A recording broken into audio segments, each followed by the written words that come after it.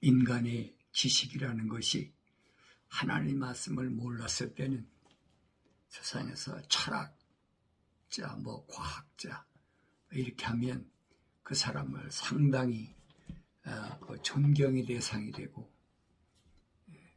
그 사람은 세상을 다 얻은 것으로 그렇게 인정을 하고 그렇게 살아오는데, 하나님의 말씀을 올바로 깨닫고 나면 그런 것들은 아무것도 아니다 하는 것을 우리가 알게 됩니다. 그래서 요즘은 그렇잖아요. 우주과학에 대해서 말하면 그 사람은 특별히 굉장한 지식을 가지고 있는 그런 사람으로 인정을 하고, 또 많이 배운 사람이 아니면 그 경지에 이르지 못하니까, 그래서 그 우주과학을 얘기한다든지 아니면 과학도 이제 요즘 그렇잖아요. 다니엘서 12장에서 밝힌 대로 마지막 때가 되면 인간의 지식이 급격하게 상승하게 된다.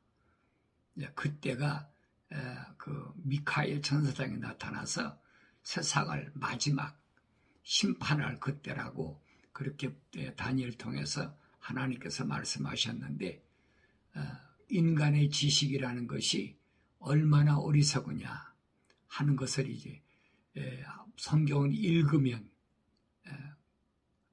사도 바울이 말한 것처럼 하나의 유치한 원리다. 그거 아무것도 아니라는 겁니다.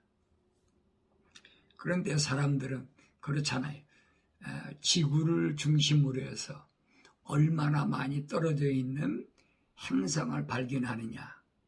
그래서 무슨 허블 망원경, 또 무슨 특별한 그런 그 망원경으로 지구에서부터 몇억 광년이 떨어졌는 것을 발견했다.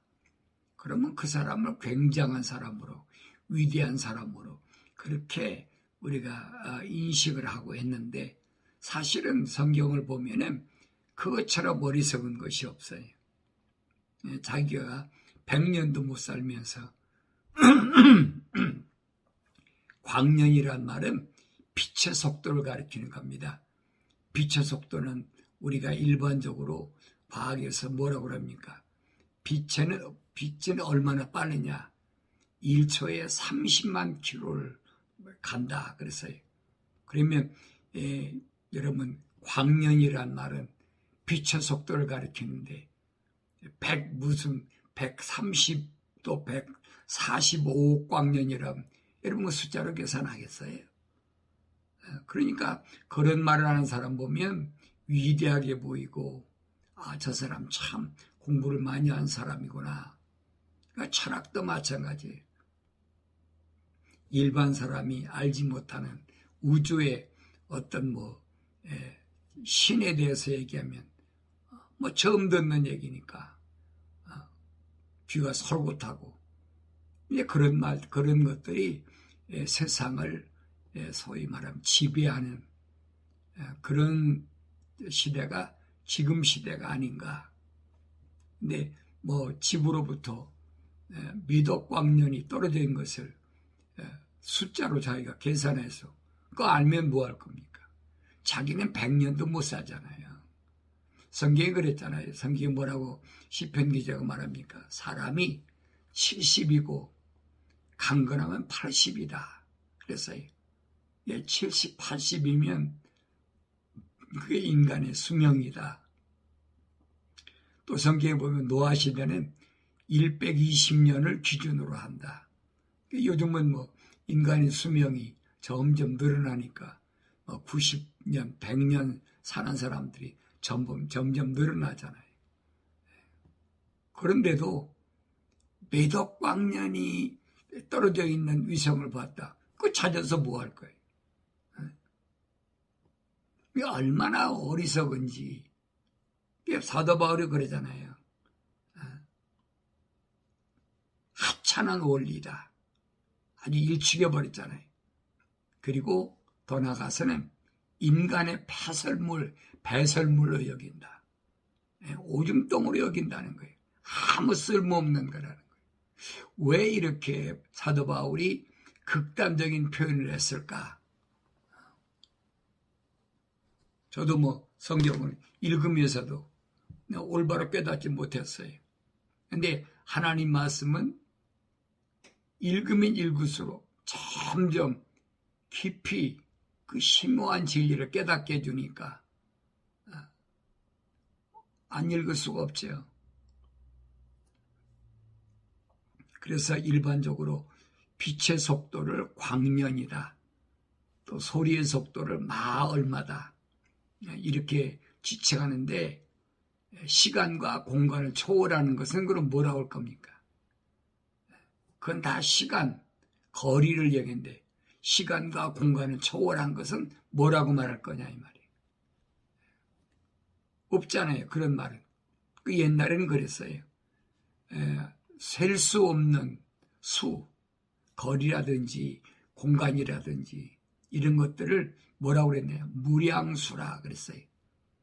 셀 수 없는 어떤 수를 가리킬 때는 그냥 무량수라 그랬는데 인간이 점점 지식이 발달하니까 이제 빛의 속도는 얼마다 아니죠. 소리의 속도는 얼마다 또 빛의 속도는 그 광속 얼마다 이렇게 표현하고 있잖아요. 그런데 성경은 간단하게 설명하고 있어요.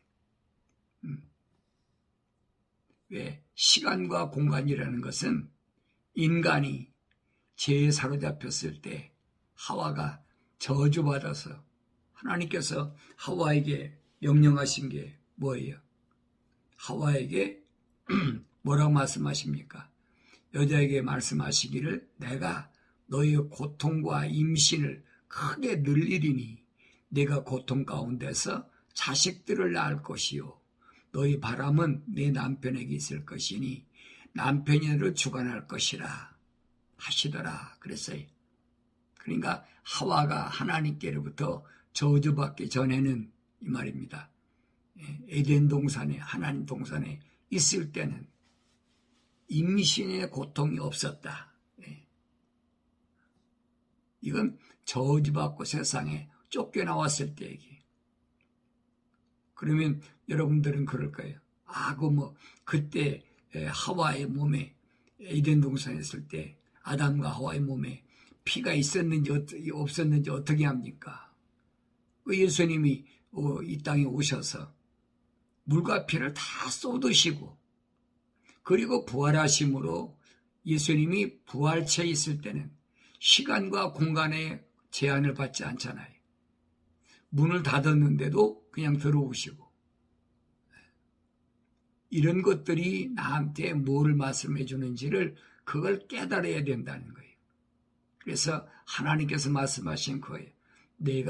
너희가 나의 책망을 듣고 돌이키라, 회개하라. 그러면 내 영을 너희에게 부어가지고 내 말들을 알게 하리라. 하나님의 말씀이 성경 66권을 세상 책을 읽듯이 수십 번 아니면 수백 번 읽어서 깨달아집니까? 안 깨달아지죠. 믿음이 없이는 하나님 말씀은 절대 깨달아지지 않는 거예요. 믿음이 있어야 되죠. 그런데 그 믿음은 하나님의 거룩한 사랑의 호흡으로 지음받은 사람이 회개하고 하나님이 약속하신 성령이 임할 때에 마음에 믿어지는 거지요. 그전에는 믿는 척은 하지만은 흉내는 되겠죠.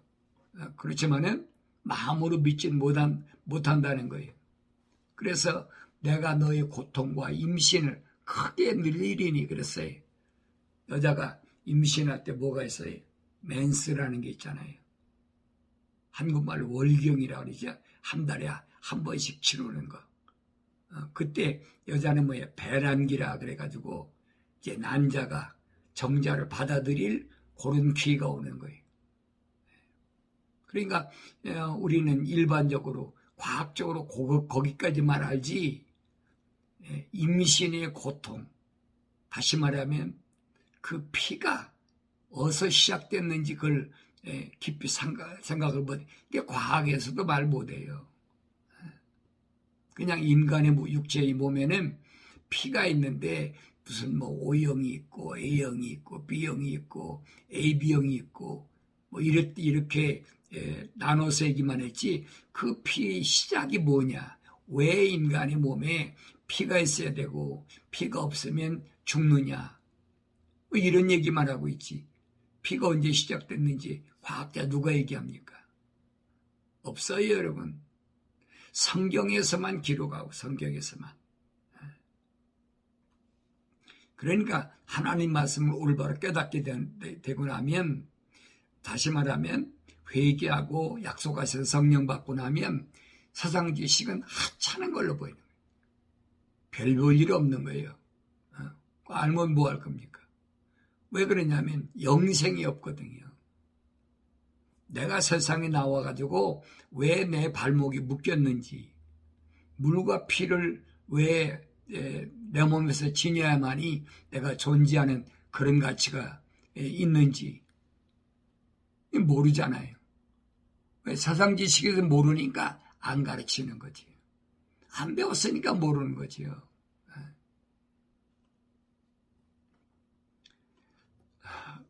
물과 피는 인간의 죄의 대가로 시작됐다 하는 겁니다. 하와에게 저주에서 시작됐다. 그러니까 이 죄의 문제를 해결하려면 물과 피를 다 쏟아야 된다. 주님이 물과 피를 다 쏟으신 이유가 바로 그거예요. 묶여있는 것에서 해방되려면 물과 피를 다 쏟아야 된다. 그랬어요.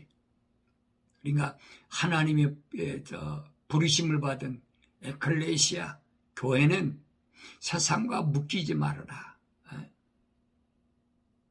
그 말을 우리가 올바로 깨달을 때 하나님 말씀이 내게 올바로 들려지고 깨달아진다 하는 것을 우리가 알아야 됩니다. 이런 것들은 하나님의 말씀은 성경을 믿지 못하면 절대 알 수가 없어요. 하나님은 그 창조의 세계에 그 문제인데, 이런 것들은 창조의 세계를 모르는데 이런 문제를 어떻게 합니까? 그래서 아무리 외적으로 바깥에 남 볼 때 믿는 척 한다고 그래가지고 그게 아는 게 아니라 이 말이에요. 알려면 뭘로? 내 마음으로 믿어야 돼. 뭘? 하나님의 약속을 믿어야 돼. 그리고 하나님 명령에 순종하는 그런 삶을 살아야 그것이 올바로 아는 지식이다. 그 주님이 말씀하신 게 겁니다. 영생은 이것이니 뭐예요? 참 하나님 아버지와 아버지께서 보내신 예수 그리스도를 아는 것이라. 참 하나님 아버지와 예수 그리스도를 성경밖에 어디서 누가 얘기합니까? 아는 척 하는 거지요. 아는 척. 그러나 여러분, 하나님의 말씀인 그 성경을 통해서 하나님 세계를 아는 사람은 세상 지식은 아무것도 아니에요. 우습게 보는 거지요. 실제로 우스운 거지요. 바울 사도가 우리에게 오늘 나에게 말씀해 주고 있잖아요. 그래서 성경에서는 마음으로 믿어야, 그래야 하나님 앞에 의롭다고 인정받는다. 아브라함이 75세 때 갈대와 우르에서 하나님께로부터 부르심을 받았지. 왜? 하나님의 계획이니까. 하나님의 계획에 의해서 부르심을 받았는데, 가나안 땅에 들어와서 하나님께서 아브라함에게 창세기 15장에서 말씀하시잖아요. 내가 네 후손을 저 하늘의 별과 같이 바다의 모리알 같이 그렇게 주시겠다라고 약속하셨어요. 그런데 성경은 뭐냐? 그 하나님 말씀을 아브라함이 그래서 믿음에 하나님께서 아브라함을 의롭게 여기셨더라. 그래서 의롭다는 말, 믿을 의를 한문으로 쓰잖아요. 얼마나 믿느냐. 그런데 그 믿음이 겉으로 믿는 건 안 된다. 마음으로 믿어야지.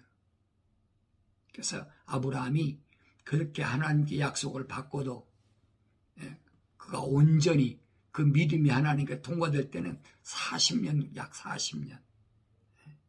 하루아침 된 것이 아니에요. 많은 시련을 거쳐가지고 그 고난과 환난은 말도 못하지. 그러니까 그 원인을 우리가 찾아보면 다른 데 있는 것이 아니에요. 하나님의 거룩한 사랑의 호흡으로 지음받은 사람은 아브라함이 말씀하시잖아요. 내 친척 아비집을 떠나라는 거예요. 그리고 내가 내게 지시한 땅으로 가라. 근데 아브라함은 아버지도 하란에서 죽었으니 떠났고 그 다음에 고향도 떠났지요. 그리고 가나안 땅까지 가나안 땅까지 갔잖아요. 그런데 한 가지 뭐냐, 친척을 떠나라는데 떠나지 않았잖아요. 조카 롯을 대동해가지고 가나안 땅에 왔으니까. 그러니까 흉년이 들어가지고 10년 동안이나 이집트 땅까지 갔다 오는 그 엄청난 고난의 여정이 있었다는 것을 성경은 오늘 나에게 말씀해 주고 있는데, 이걸 깨닫지 못하면 아무리 많이 읽어도 유대인들처럼 아브라함이 우리 조상이다. 조상이라고 한다고 해서 여러분 혈통적으로 하나님이 아브라함의 씨를 인정하신 게 아니라 그랬잖아요. 반드시 내 몸에서 나는데 누구냐? 약속의 자녀는 사라의 몸에서 나야 된다. 약속의 자녀. 사라는 임신도 맨스도 없이 나이가 90된 사람이 여자가 무슨 맨스가 있어요. 그러니까 이런 말씀이 나한테 뭘 말씀하는지를 알아야 되는데 그걸 깨닫지 못한다는 얘기예요. 그 성경을 알면은 내가 세상을 바라보는 그 시야가 달라지죠. 또 마음이 달라지고 40년 동안이나 아브라함이 그 엄청난 시련의 여정을 통해서, 그래서 아브라함이 약속한 하나님의 명령대로 약속한 아들 이삭을 모리아산에 가서 3일 길을 걸어가면서도 하나님께서 바치라는 그 명령에 절대 움직이질 않았어요. 하나님은 그 마음을 보신 거예요. 모리아산에 가서 하나님 명령하신 대로 이삭을 잡아서 각을 뜨려고 묶어가지고 제단에 올려놓고 칼을 들이니까 천사가 뭐랍니까? 아브라함아 됐다. 네가 내 독자 자식을 아끼지 않고 내 명령을 순종하는 거 보니까 네 믿음이 합격됐다는 거예요. 그래서 아브라함을 믿음의 조상이라고 하는 겁니다. 그러면 이렇게 믿음의 사람들이 이 세상에 태어나기 전에 세상은 어땠느냐는 거예요. 어땠느냐. 성경은 인간이 창조된 것은 그것은 두 번째 재창조라고 그러죠. 창세기 1장 3절에 와서 하나님께서 재창조 시작한 그거밖에는 알 수가 없어요. 성경을 자세히 내가 구석구석을 기도하는 마음으로 상고해야 볼 수가 있죠. 창세기 1장 1절에 보면 태초에 하나님께서 하늘과 땅을 창조하셨느니라. 태초에 아무것도 없는 가운데서 하나님께서 하늘과 땅을 창조하셨다. 그랬어요. 하늘과 땅을. 그러니까 우주 만물이 창조되기 전에 창세기 1장 3절이 창조되기 전에 그 세계를 지금 말하는 거예요. 근데 그 세계를 인간의 말로는 표현할 수가 없어요. 왜? 타락한 인간의 언어로는 한계가 있어. 표현이 할 수가 없어요. 그래서 예수님도 신비라, 사도 바울도 신비라, 신령한 비밀이라 알 수 없으니까 그렇게 설명하고 있잖아요. 예수님께서도 뭐라고 말씀하십니까? 너에게는 천국을 알도록 허락했지만은 저들에게는 알려지지 않았다는 거예요.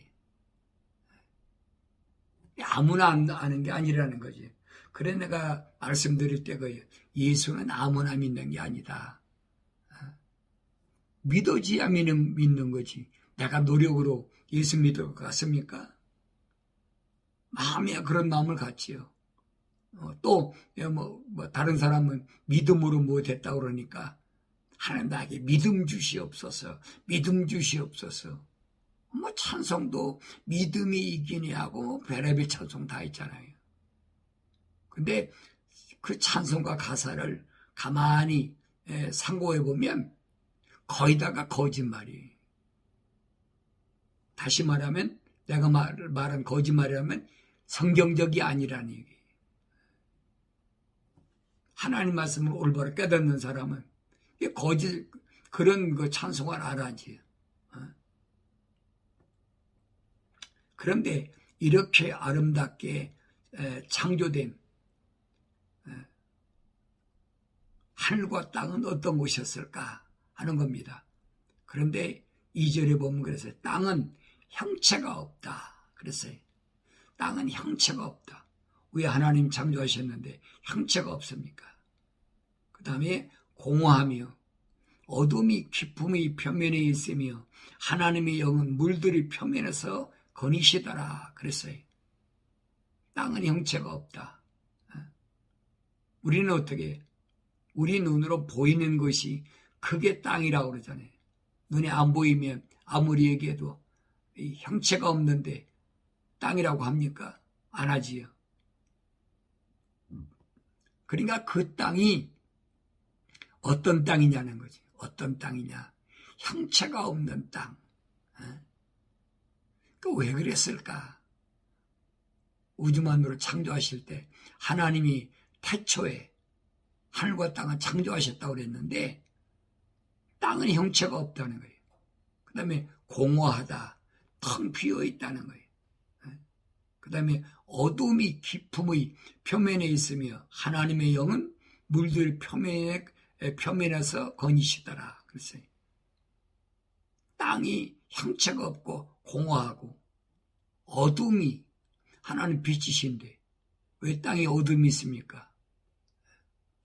그러니까 하나님의 영들이 어디 거니시냐? 물들의 표면에 거니신다 그랬어요. 물들의 표면에 거니신다는 말은 계시록 16장 5절에 보면 물의 천사가 있습니다. 물의 천사. 그러니까 제가 도표를 만들어 놓은 그 이유를 여러분이 잘 아셔야 돼요. 미카엘, 가브리엘, 물의 천사, 불의 천사가 있어요.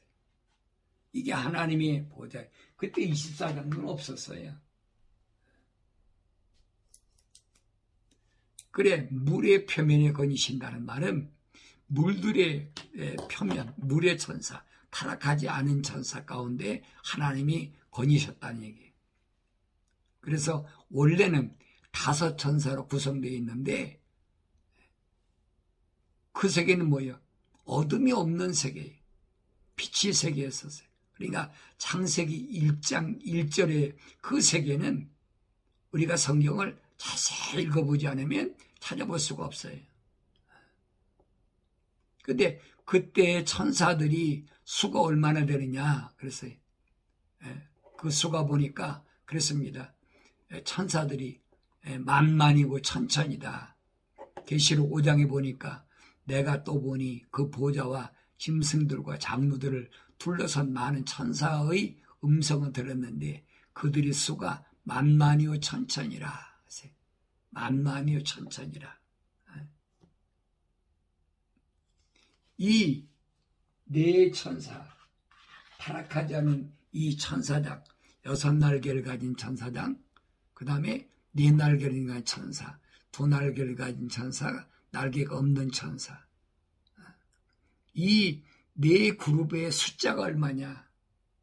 사도 요한은 그랬습니다. 내가 보니 그랬어요. 그 보좌와 짐승들과 장로들이 둘러섰다 그랬어요. 세상 끝날의 모습입니다. 그러니까 창세기 1장 1절과 2절이 나눠지기 전에는 5 천사가 있었어요. 근데 지금 사도 요한에 볼 때는 천사장 4밖에 없지요. 그럼 4 천사하고 그 밑에 있는 천사들을 보니까 만만이요 천천이라 그랬어요. 만만이요 천천이라 말은 오늘날 숫자로 계산하면 10조예요, 10조. 얼마나 엄청납니까?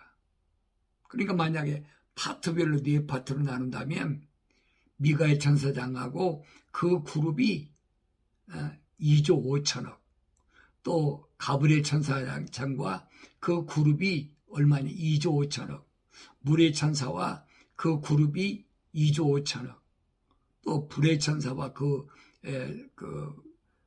그룹이 얼마냐? 2조 5천억. 그러니까 10조예요, 10조. 그런데 거기서 1장 2절에 보니까 땅이 공허하고 혼돈하다, 형체가 없고 어둠이 깊음 위에 있다. 그래서 이것을 우리가 어떻게 깨달아 알아야 되느냐 하는 겁니다. 그것은 루시퍼라는 이 천사가 세상에 쫓겨나기 전에 그 세계를 가리키는 거예요. 그런데 내가 여러분에게 좀 설명하듯이 그 세계를 그렇게 자세하게 설명해 놨으면 누구나 다 알지요. 근데 그래 설명 안 해놨잖아요. 왜 그래요? 신비의 신비. 신령한 비밀이란 말이에요. 다시 말하면 영적 세계이기 때문에 일반 사람은 알 수 없도록 해놓은 것이. 이사야 선지를 통해서 우리에게 말씀하신 걸 보면 그겁니다. 아침의 아들 루시파야, 내가 어찌 하늘에서 떨어졌느냐? 민족들 연약하게 하였던 내가 어찌 땅으로 끊어져 내렸느냐? 루시파가 땅으로 떨어졌다는 얘기예요. 이는 네 마음속에 말하기를 내가 하늘에 올라가서 내가 내 보좌를 하나님의 별들보다 높일 것이요 내가 또한 북편에 있는 회중의 산 위에 앉으리라. 루시퍼의 마음속에 그 얘기입니다. 내가 이 모든 타락하지 않은 네 천사들 위에 내가 군림해서 하나님처럼 더보겠다는 마음을 가졌다는 거예요. 내가 구름들이 높은 곳들 위에 올라가 내가 지극히 높으신 분과 같이 되리라 하였음이라. 구름들이 높은 곳들이란 말은 구름은 뭐예요? 물의 천사를 가요. 그러니까 이 부분을 우리가 올바로 알면 물로 심판과 불로 심판이 뭘 의미하는지, 하나님 백성 이스라엘 백성들을 낮에는 구름 기둥으로 밤에는 불 기둥으로 인도하셨던 게 뭘 얘기하는지 알 수가 있는 거지요. 또 시내산에서 모세가 산에 올라갔을 때 어떤 천사가 나타났느냐 보여주고 있잖아요. 구름이 덮였다. 성막에 구름이 덮였다. 구름이 덮였다면 오늘날 우리가 보는 하늘에 있는 그런 구름을 얘기하는 거죠. 지금 잘못 알고 착각한다고 그랬죠. 그 얘기 아니란 얘기. 물의 천사가 내려왔다는 얘기. 말씀드리잖아요. 아담과 하와가 세상으로 쫓겨나고 이후부터는 하나님이 절대 나타나지 않으셨어요. 왜? 그게 하나님의 사랑이에요. 나타나면 즉사하니까. 죽으니까 안 나타나시는 거예요. 그리고 천사당이 또 천사 그 밑에 있는 그룹들과 나타나서 하나님의 사역을 감당하는 거지요. 그래서 다니엘서 12장 보면 그래서 미가엘 천사 통치자라고 했어요. 이런 부분을 우리가 놓치지 말고 올바로 깨달아야 성경이 올바로 내게 보여지고 깨달아진다.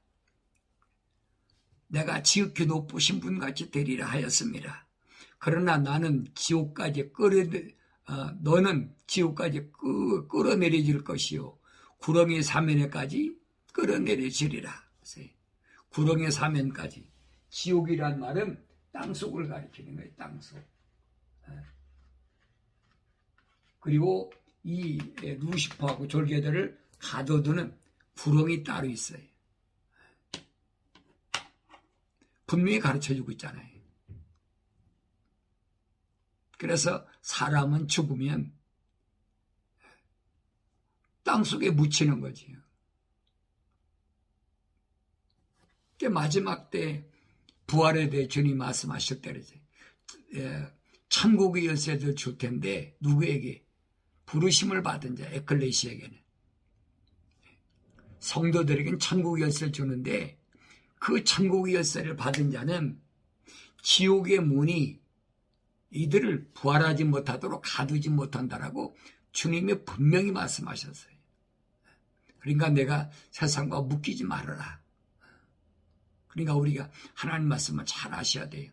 사람이 죽으면 뭐 금방 누구는 뭐 예비당에다 죽었으니까 아모시 목사는 지금 천국 가 있다. 아모시 장로는 뭐 천국 가 있다. 이게 다 거짓말이란 말이에요. 성경적이 아니란 얘기예요. 부활해 가는데 부활도 안 하는데 어떻게 갑니까? 갈 수가 없는 거지요. 그러면서 너를 보는 자들이 너를 자세히 살펴보고 숙고하여 말하기를 이자가 땅을 떨게 하고 왕국들을 진동시켰으며 또 세상을 광야같이 만들었고 그 성읍들을 멸망시켰으며 그의 갇힌 자들이 집을 열어주지 않았던 그 사람이냐 하리라 그랬어요. 다시 말하면 창세기 1장 1절 하나님의 세계하고 창세기 1장 2절에 루시퍼가 하나님 세계에서 하늘에서 쫓겨나서 땅으로 내려왔을 때의 그 모습을 지금 설명하고 있다는 얘기예요. 세상을 광야같이 만들었다. 아무것도 없이 만든 것은 왜? 루시퍼가 하나님께 반역해서 쫓겨날 때 일어난 사건이라 이 말이에요. 그러면서 그 성읍들을 멸망시켰으며 그랬죠. 성읍들을 멸망시켰다는 무슨 말입니까? 자기가 거하던 거의 2조 5천억이나 되는 그 그룹이 있는 사람, 있는 천사들, 그걸 다 멸망시켰다는 거예요. 멸망시킬 때 보니까 그의 갇힌 자들이 집을 열어주지 않았던 그 사람이냐 하리라. 그러면서 민족들이 모든 왕들은 모두 각기 자기 집에서 영광 속에 누웠으나 너는 가증스러운 가지처럼 내 무덤에서 버려졌고 칼에 찔려 구덩이 속에 돌로 내려가는 죽은 자들의 옷 같고 발밑에 밟힌 시체 같도다. 너는 그들과 함께 매정되지 못하리니 이는 내가 내 땅을 멸망시켰고 내 백성을 죽였음이라. 분명히 밝혀주잖아요. 너로 인하여 그 많은 내 밑에 있는 졸개들 다 루시퍼가 죽였다는 거예요. 행악자들의 씨는 결코 명성을 얻지 못하리라. 악을 행하는 자, 하나님의 약속을 믿지 못하고 하나님 전 대보겠다는 어리석은 이런 사람은 행악자들의 씨는 결코 명성을 얻지 못하리라. 그러면서 너희는 그들의 조상들이 죄악으로 인하여 그의 자손들을 살해할 준비를 하여 그들로 일어나지도 못하고 땅을 차지하지도 못하게 하며 성읍들로 세상의 지면을 채우지도 못하게 했다 그랬어요. 이것이 이사야 선지를 통한 하나님께서 밝히신 내용이에요. 그 다음에 에스겔을 통한 루시퍼에 대해서 왜 창세기 1장 1절에서 2절이 그렇게 바뀌어졌느냐. 여러분, 그 창세기 1장 1절과 2절 사이는 그 인간의 그 기간을 카운트할 수가 없어요. 왜 수를 셀 수 없으니까. 그 영원한 세계인데 그걸 어떻게 셉니까? 못 세지요. 에스겔 선지를 통하여 하나님께서 말씀하신 걸 본 겁니다. 토로왕에게 애가를 지어 그에게 말하라. 주 하나님이 같이 말하노라. 너는 완전한 규모를 확정하는 자라. 지혜가 충만하고 아름다운 완벽하였도다. 원래 루시퍼는 그 하나님 동산에 있을 때는 하나님을 찬양하라고 그렇게 됐어요. 네가 하나님의 동산 에덴에 있어 모든 귀함돌인 홍보석과 황옥과 금강석과 녹보석과 얼룩마노와 벽옥과 사파이어와 에메랄드와 홍옥과 금으로 덮여 있었고 내 북들과 관악기들이 만들어짐이 내가 창조된 날에 내 안에 예배되었다 그랬습니다. 얼마나 아름답게 창조됐어요. 그러면서 너는 기름 부음 받은 덮는 그룹이라. 너는 기름 부음을 받은 덮는 그룹이라. 기름 부음 받았어요. 다시 말 기름 부음 받은 뭐예요? 메시아라는 얘기. 그래서 루시퍼를 가르칠 때 적그리스도란 말이 그 말이에요. 그리스도는 그리스도인데 적그리스도예요. 타락한. 너는 기름 부음을 받은 덮는 그룹이라.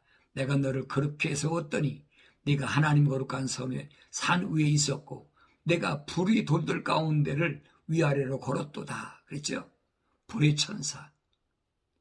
지배했다는 얘기죠. 내가 창조되던 날부터 제약이 내게서 발견되기까지 너는 네 길에 완벽하였도다. 창조되던 날부터 이 더러운 마음을 가질 때까지 그 기간은 뭐 무한대니까 모르죠. 우리는.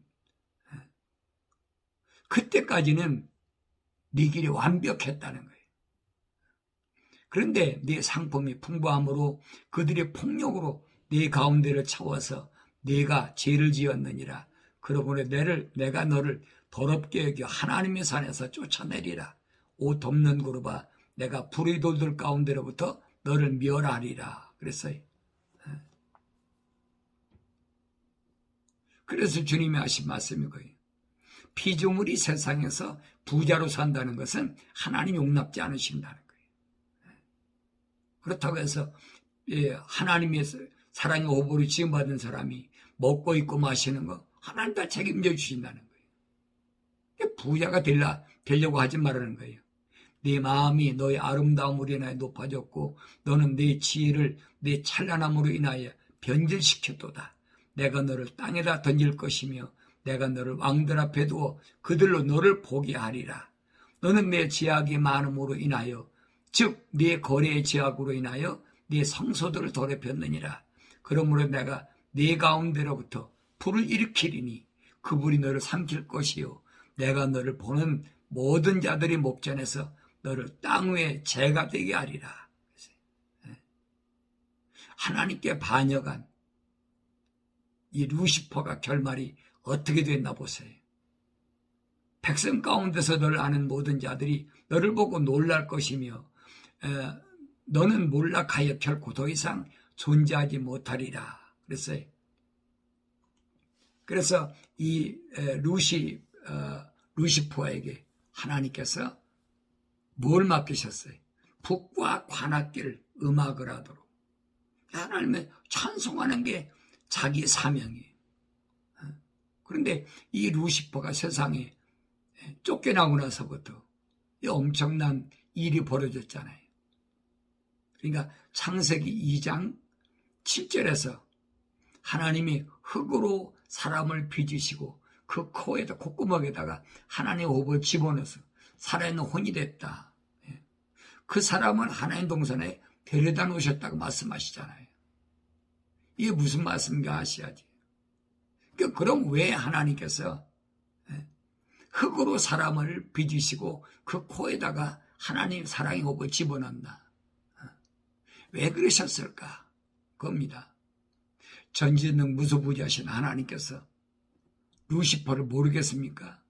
그 더러운 몸을 가지고 하나님을 대항하려고 하는, 하나님처럼 되어보겠다는 그 더러운 마음을 하나님 모르시겠느냐는 거예요.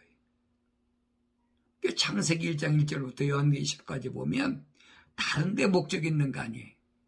하나님을 반역하는 악한 어둠의 세력을 완전히 끊어버리고 하나님께 영광 돌리는 거룩한 백성을 하나님께서 가리시는 그 작업이 성경 66권의 전체 내용이라 이 말이에요. 그렇다면 나는 어디에 속한 사람인가 보야지. 적을 알아야 내가 나를 지킬 수가 있지요. 적을 모르면 나를 지킬 수가 없어요. 그러니까 사도 바울이 하는 말이 그 말입니다. 하나님의 전신갑옷을 입고 이 루시퍼의 세력, 사탄 마귀들과 싸워서 승리해야 된다는 거예요. 누구만? 부르심을 받은 교회들은. 그래서 계시록 2장과 3장에 보면 뭐라고 얘기합니까? 이기는 자는 일곱 천둥소리에서 분명히 밝히시잖아요. 이기는 자는 내가 이래 나에게 약속하겠다. 우리 이기는 것밖에 없어요. 내가 하나님의 사랑의 호흡으로 지음받았고 또 회개하고 약속까지 성령을 받았다면 나는 세상을 이겨야 돼. 부르심을 받았더라도 주님 제자들 가운데 380명처럼 낙오자가 있잖아요. 그 380명 낙오자 된 건 누가 똑같아?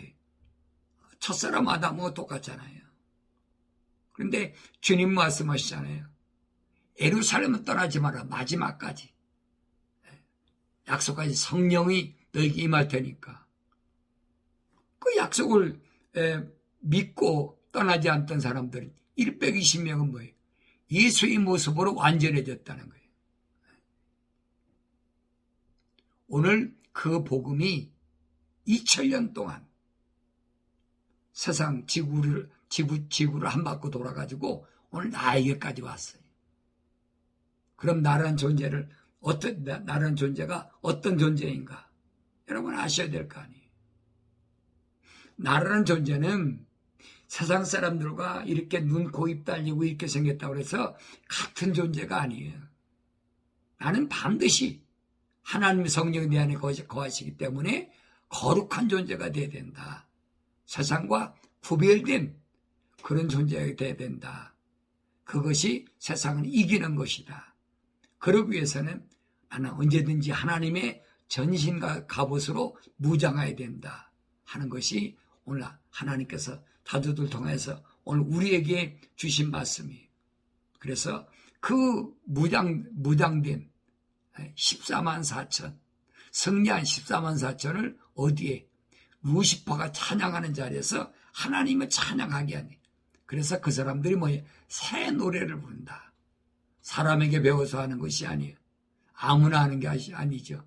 새 노래로 하나님을 찬양하는 그런 거룩한 성도가 되어질 수 있는 믿음의 사람, 승리의 사람들이 되어지길 바랍니다.